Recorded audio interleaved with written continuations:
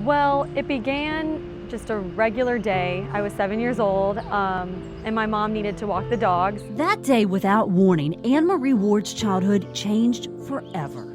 So she looked back when we were down the street a few blocks, and I just passed out. I was just blue-faced on the street. Her mom watched as her then 7-year-old daughter was taken away in a helicopter. At the hospital, her parents got the news no mom or dad ever wants to hear. They thought I was going to pass away that evening. They said that this child, from what she's endured, will have complications forever. She will never be a normal kid. Annie, as her family calls her, was only in 2nd grade. She was diagnosed with a heart disease that threatened to take her life. Hypertrophic cardiomyopathy is a really big word for enlargement of the heart muscle. So your muscle's supposed to be about the size of your fist. Mine at the time was probably about this thick.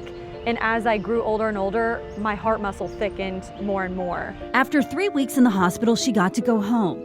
But life was drastically different. It's hard to explain to a 7-year-old, no, you can't go out and play with your friends because you have this enlarged heart. It was tough because my sister was super active. She was the volleyball star, the basketball star.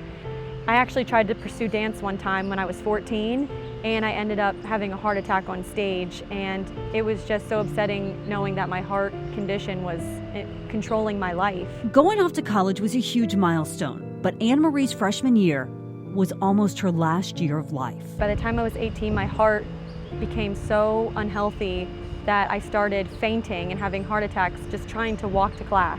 And I really did wonder why life was worth living. What was the point of this if I can't effectively do anything? Her doctors told her it was a miracle that she was alive. He sat down and said, I have no idea how you were functioning. Her only hope? A new heart. Then, one day, while she was doing her homework, her phone rang. Her mother asked her if she was sitting down. And she said, Annie, they have a heart for you. We found a heart. Annie left her dorm room in Lakeland and made the 2-hour trip to Gainesville. She walked into UF Health, not sure what to expect, but ready to get a transplant.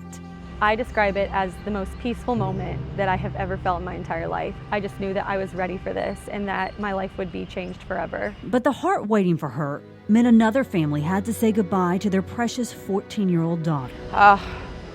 It happened actually on April the 19th.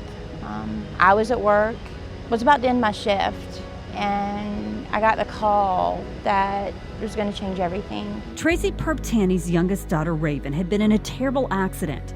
The 4-wheeler she was riding crashed. She was injured so badly she had to be airlifted to UF Health Gainesville. 48 hours later, her daughter was declared brain dead. And they said, Tracy, we can't do any more. And I said, okay. I said, call LifeQuest. We know what we need to do. And I wanted to fight for that heart because it was a heart of gold. Raven donated 4 organs. Her mother sent letters to all of the recipients and for months wondered if she would ever hear back. Christmas was approaching. And I said, if I could have one wish, it would be to hear from somebody. You know, and if I had to pick one, I would love for it to be her heart recipient because it's just what the heart symbolizes. The day before Mother's Day, 2013, Tracy's wish came true.